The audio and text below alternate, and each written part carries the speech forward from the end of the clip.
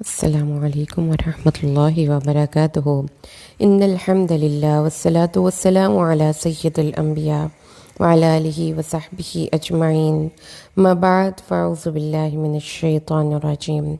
بسم اللہ الرحمن الرحیم انشاءاللہ الرحمن آج کے اس لیسن میں سورۃ النساء آیت 89 اور 90 دو آیات کا ترجمہ اور معنی کی مختصر سی وضاحت ہم پڑھیں گے اللہ کے حکم سے۔ اعوذ باللہ من الشیطان الرجیم بسم اللہ الرحمن الرحیم۔ ودو وہ دوست رکھتے ہیں، لو کاش کے، تکفرونا تم کافر ہو جاؤ، کما جیسا کافرو وہ کافر ہوئے، فتکونونا تو پس تم دونوں ہو جاؤ سواء برابر، فلا تتخذوا پس نہ بناؤ منہم ان سے، اولیاء کوئی دوست، حتیٰ یہاں تک کہ یہاجروا وہ ہجرت کریں، فی سبیل اللہ اللہ کے راستے میں، فإن تولوا پس اگر وہ منہ پھیر لیں، فخذوہم تو ان کو مواخذہ کرو، وقتلوہم اور ان کو قتل کرو، حیث جہاں وجدتموہم تم ان کو پاؤ، ولا اور نہ تتخذوا بناؤ منہم ان سے ولیًا دوست، ولا اور نہ نصیرا مددگار، الا الذین سوائے ان لوگوں کے، یصلون جو مل جاتے ہیں، الی قوم ایسی قوم کے پاس، بینکم و بینہم میثاق جن کے اور تمہارے درمیان کوئی عہد و پیمان ہے، او یا جاؤکم آتے ہیں تمہارے پاس اس حالت میں کہ حسرت ان کے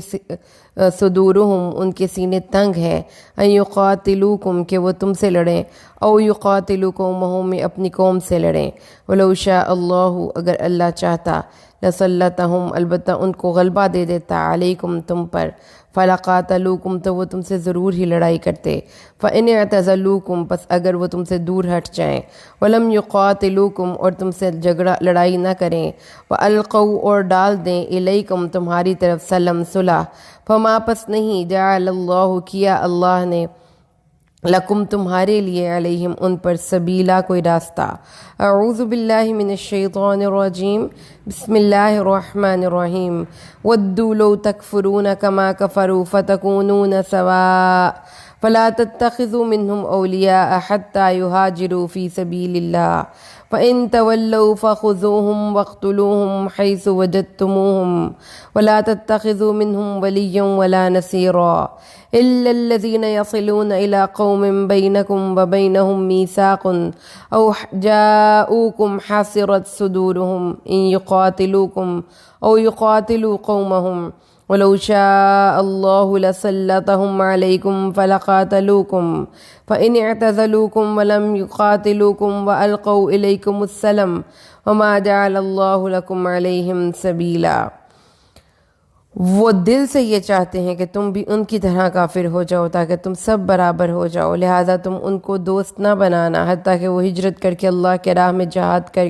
کے لیے نکلیں، پھر اگر وہ روگردانی کریں تو ان کو پکڑو، ان کو جہاں پاؤ قتل کرو، اور ان میں سے کسی کو دوست اور مددگار نہ بنانا،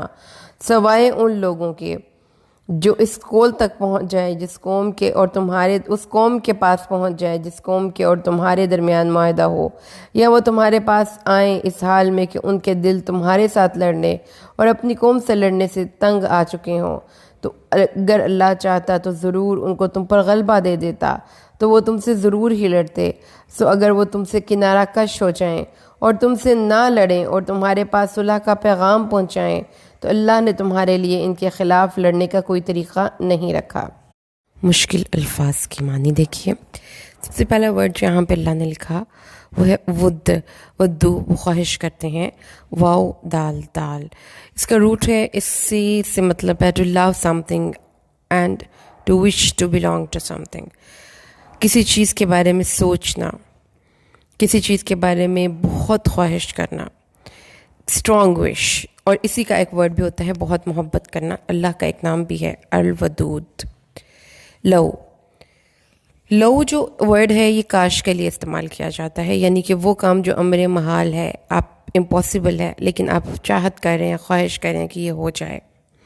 تکفرون تم کافر ہو جاؤ، کما کفروا جیسے وہ خود کافر ہیں، فتکونون پس تم تینوں ہو جاؤ، دونوں ہو جاؤ برابر، ٹھیک ہے۔ تو اس لفظ یہ کون سے لوگ خواہش کر رہے ہیں؟ یہ مضمون شروع ہوا تھا سورۃ النساء کی آیت 88 سے، جس میں اللہ نے منافقین کا ذکر شروع کیا تھا۔ آیت 88 کا ترجمہ سنیے۔ بس تمہیں کیا ہوا ہے کہ تم منافقوں کے بارے میں دو رائے ہو گئے ہو؟ حالانکہ اللہ نے ان کو ان کے کرتوتوں کی وجہ سے اندھا کیا، تو کیا تم چاہتے ہو کہ اس کو ہدایت پر چلاؤ جس کو اللہ نے گمراہی پہ چلایا، اور جس کو اللہ گمراہی میں پیدا کر دے گا تو تم اس کو ہدایت پر چلانے کا کوئی طریقہ نہ پا سکو گے۔ اس بات کو اگلی آیت میں، اس آیت میں منافقین کے کیریکٹر کے بارے میں اللہ تعالیٰ نے فرمایا تھا مسلم should be on the same page. منافقوں کے بارے میں، ان لوگوں کے بارے میں جو کہ کنفیوزڈ ہیں، پرپلیکسڈ ہیں، مسلمانوں کی صفوں میں انتشار پھیلانے کی کوشش کرتے ہیں، اور خاص طور پہ اب جہاد کے موقع پر مسلمانوں کو مورال کو ڈاؤن کرنے کے لیے وہ مختلف طرح کی سازشیں کرتے ہیں۔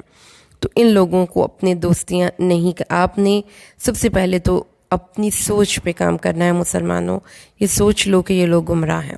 اور یہ لوگ ہدایت پر نہیں ہیں، کیونکہ ان کے اندر جو ایک نفاق ہے، اس وجہ سے اللہ تعالیٰ نے ان کو رکس کر دیا ہے، یعنی ان کو اوندھا کر دیا ہے، ان کے سر کو نیچے کر دیا ہے ان کے پاؤں کے طرف۔ تو اب یہ لوگ ایک ایسی بیماری کی کنڈیشن میں ہیں کہ وہ نہیں دیکھ سکتے دور، تو وہ جو سوچیں گے وہ بہت چھوٹا چھوٹا سوچیں گے اور محدود سوچیں گے۔ تو جب ان کی یہ، اب دیکھیں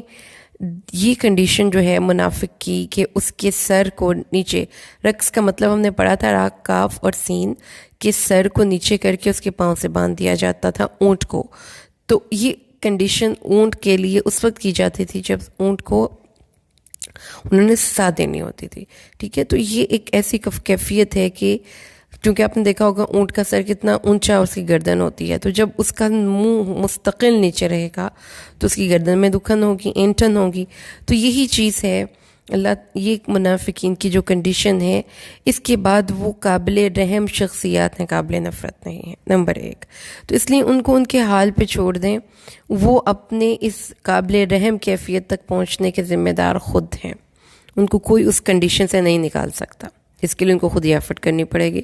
اب اگلی آیت میں ان کا فردر کیریکٹر پیش ہو رہا ہے۔ اب اس میں دیکھیں، ہم نے یہ دیکھا ہے کہ ان کی ایک اسٹرانگ وش ہے کاش کہ وہ مسلمانوں کو بھی کافر بنا دیں۔ تو یہاں پر ایک چیز جو ہمیں سمجھ آئی وہ یہ ہے، نمبر 1 تو اس میں کہ وہ مسلمانوں کے لیے بیڈ وش کر رہے ہیں، نمبر 2 اس میں ان کی مسلمانوں کے ساتھ حسد بھی ظاہر ہو رہا ہے۔ لیکن اگر آپ تھوڑا سا اور ڈیپ اسٹڈی کریں تو آپ کو یہ پتہ چلے گا کہ ان کے اندر احساس کمتری ہے، جو احساس برتری بنا کر شو کرتے ہیں۔ احساس کمتری نہ ہوتا تو وہ یہ کبھی بھی بیڈ وش نہ کرتے کہ مسلمان ان جیسے کافر ہو جائیں، یعنی جو ایک درجہ فوقیت کا مسلمانوں کو ایمان کی وجہ سے حاصل ہے، وہ درجہ فوقیت کا ختم ہو جائے، اور جیسے ہم کافر ہیں ویسے یہ بھی کافر ہو جائیں۔ تو اس سے آپ کو یہ پتہ چلتا ہے کہ جو یہ منافق کا کیریکٹر ہے، جو مسلمانوں کے ساتھ جنگ میں نہیں جا رہے، مسلمانوں کے صفوں میں انتشار پیدا کر رہے ہیں، یہ مسلمانوں سے جیلسی فیل کرتے ہیں، مسلمانوں کے لیے بیڈ وش کرتے ہیں، اور مسلمانوں کو اپنے آپ سے اعلیٰ سمجھتے ہیں۔ اس اعلیٰ سمجھنے کی وجہ سے ان کے دل میں یہ شدید خواہش ہے کہ کاش کسی طریقے سے مسلمان بھی اپنے دین سے پھر جائیں، اور پھر ہم سب منافق اور کافر بن جائیں، سب برابر ہو جائیں۔ تو اس کفر، مسلمانوں کے ساتھ اس نفرت کو، مسلمانوں کے ساتھ اس حسد کو وہ چھپائے پھر رہے ہیں اپنے دلوں میں۔ تو اب اللہ تعالیٰ نے مسلمانوں کو کیا گائیڈ کیا؟ مسلمانوں کو یہ بتایا فَلَا تَتَّخِذُوا مِنْهُمْ أَوْلِيَاءَ، ان کو دوست مت بنانا۔ ایک کیٹیگوریکل بات آ گئی، ایک اصول کی بات آ گئی۔ اللہ فرماتا ہے کہ ایسے لوگ اس قابل نہیں ہیں کہ ان کو ولی بنایا جائے۔ اب ولی کون ہوتا ہے؟ دوستی، محبت، موالات، اور اس کے ساتھ ساتھ آپ کے دلی قریبی تعلقات، جو آپ کے قریب ہو، جو آپ کی دوست محبت اور مددگار ہو، اور جو آپ کا ہم پیالہ و ہم نوالا ہو، اور جو آپ کا ہم راز ہو۔ تو ایسے بندے کو آپ نے اپنا ولی نہیں بنانا۔ حتیٰ یہاجروا فی سبیل اللہ، یہاں تک کہ وہ اللہ کے راستے میں ہجرت کریں۔ یہ اس دور کی بات تھی جب نبی کریم صلی اللہ علیہ وسلم کے کاز کے لیے ان کو فوجی چاہیے تھے۔ تو اللہ تعالیٰ نے اپنے نبی کو فرمایا کہ ایسا نہیں ہونا چاہیے کہ آپ کی فوج میں جو بھی آنا چاہے، آپ کی موومنٹ میں جو بھی والنٹیئر ہو کر آپ کی کوئی سروسز دینا چاہے تو آپ اس کو رکھ لیں. آپ کو ٹیسٹ کرنا ہے, اور وہ کیا ہے کہ وہ شخص آپ کے دین کے لیے, اس موومنٹ کا پارٹ بننے کے لیے اتنی قربانی دینے کے لیے تیار ہے کہ وہ اپنا گھر بار اور مال و اولاد چھوڑ دے. اگر وہ یہ قربانی نہیں دے سکتا انیشیل لیول پہ, تو پھر آگے چل کر آپ کی فوج کا پارٹ بننے کے قابل نہیں ہے. تو اس سے ہمیں یہ سمجھ میں آئی کہ جو یہ آیت ہے یہ خاص طور پر ایک جہاد کے کانٹیکسٹ میں نازل کی گئی ہے, اور اس میں ایک جہاد کے سلسلے میں ایک ٹیم فارم جو کی جاتی ہے, ایک آرمی جو فارم کی جاتی ہے, اس سلسلے میں مسلمانوں کو گائیڈ کیا جا رہا ہے. جنرلی بھی آپ اس چیز کو لے سکتے ہیں, لیکن بیسیکلی اس میں اللہ تعالیٰ نے فرمایا کہ ہجرت ایک مسٹ چیز ہے مسلمانوں کی آرمی کا پارٹ بننے کے لیے. اگر وہ اسی علاقے کے لوگ ہیں یعنی کہ مدینہ کے, تو پھر ٹھیک ہے, لیکن اگر وہ مدینہ کے اطراف میں ہیں, مکہ میں ہیں یا ارد گرد ہیں, تو اس صورت میں اس وقت تک ان کا ایمان قابل قبول نہیں جب تک کہ وہ اس شہر میں ہجرت کر کے نہ آ جائیں جس شہر میں نبی کریم صلی اللہ علیہ وسلم تھے. کیونکہ جس دور میں ہمارے نبی صلی اللہ علیہ وسلم مدینہ میں تشریف فرما تھے, تو یہ ضروری تھا کہ مدینہ میں مسلمانوں کا ایک گروہ, ایک گڑھ, مسلمانوں کی ایک جماعت اور جمعیت وہاں پر مستحکم ہو. اس سلسلے میں پھر ان کو ظاہر ہے کہ ایک حکومت کے ساتھ ساتھ اپنی ٹیم میں کام کرنے کے لیے ممبرز بھی چاہیے تھے. تو اس ٹیم میں کام کرنے کے لیے جو ممبرز تھے ان کی تربیت بھی ہونی تھی. تو جب وہ اپنے ہی ملکوں, اپنے ہی شہروں میں رہتے تو نہ تربیت ہو سکتی تھی, نہ میٹنگز ہو سکتی تھیں, نہ ان کو گائیڈ لائن پرووائڈ کی جا سکتی تھی, نہ ہی ان کی تربیہ ہو سکتی تھی. تو اس لیے یہ ضروری تھا کہ اس دور میں نبی کریم صلی اللہ علیہ وسلم کے جتنے قریب وہ رہ سکتے تھے وہ رہیں, تاکہ وہ آپ سے اپنی تعلیم و تزکیہ کریں, آپ سے سیکھیں, تاکہ اس علم کو وہ لے کر اپنے اپنے شہروں میں لوٹ سکیں.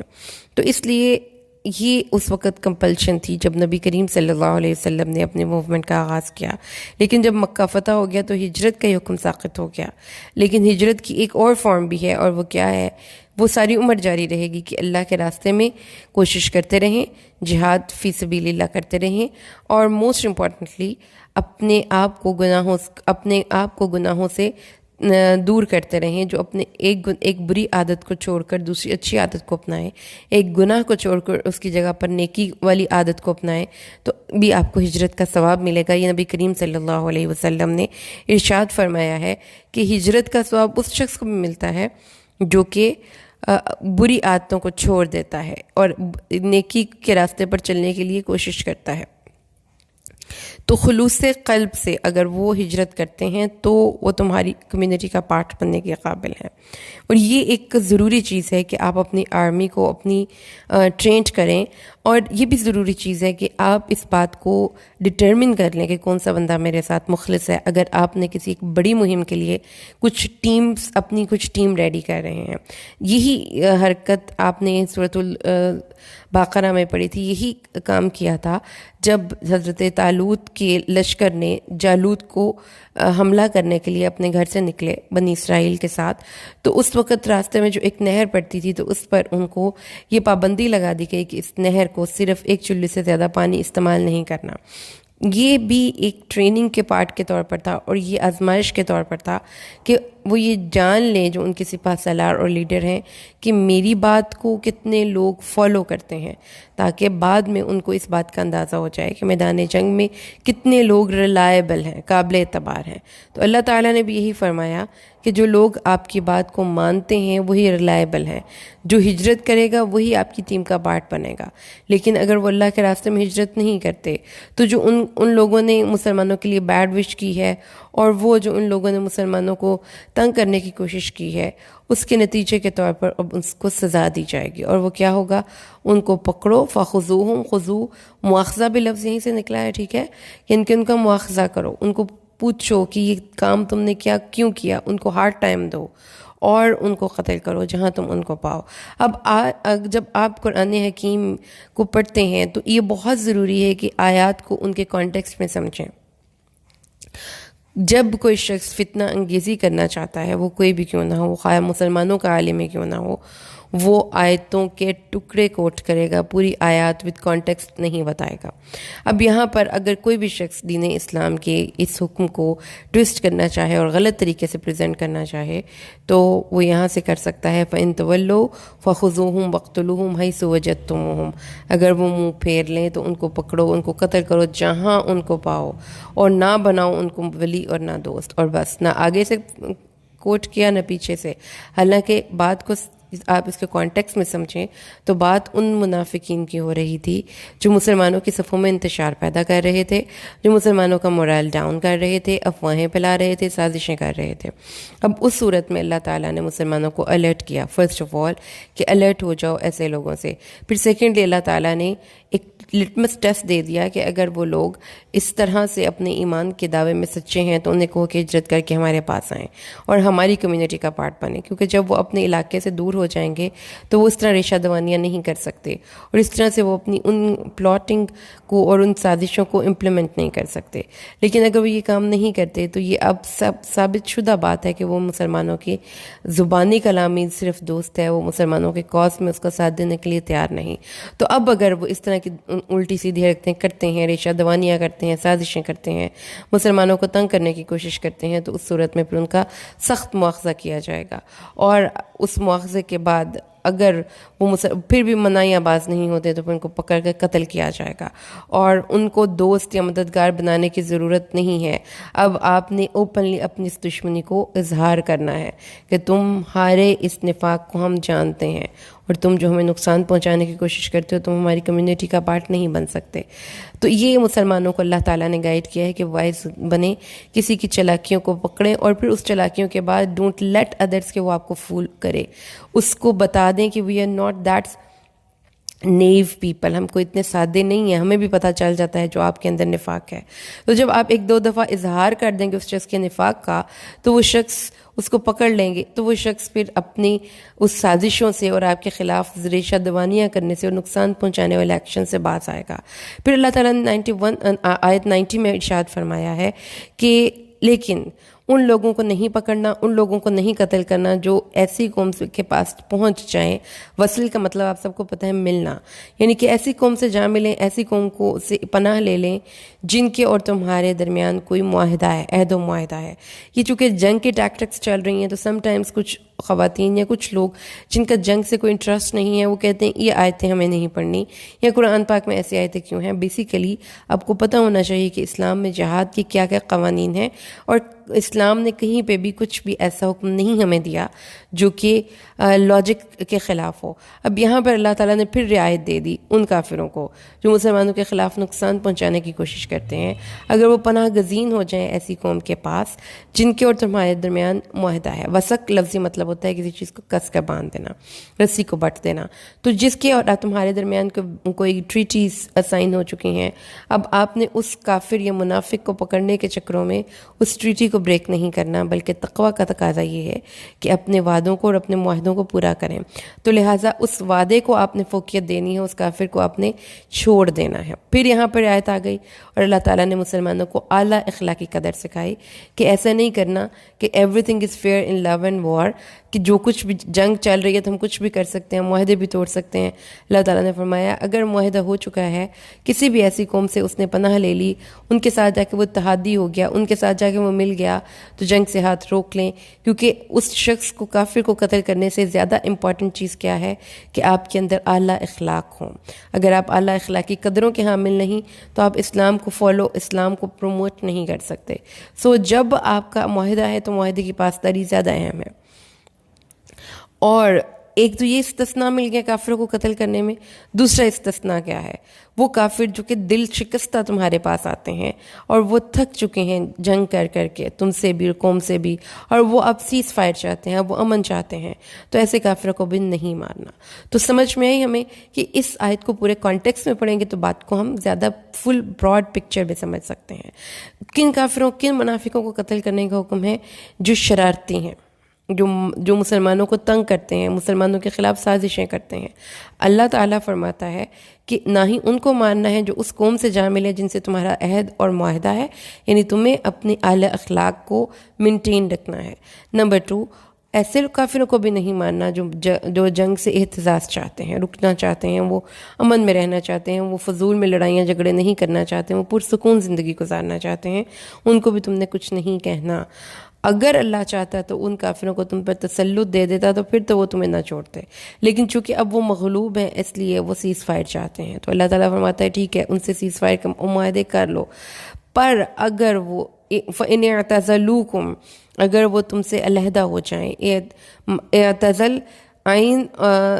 اس کا جو روٹ ہے اعتزلوہم کا، وہ ہے عین زال اور لام، اور یہیں سے ورڈ نکلتا ہے معزول، یعنی کہ ہٹا دیا جانا۔ اگر وہ معزول ہو جائیں، اگر وہ خود رک جائیں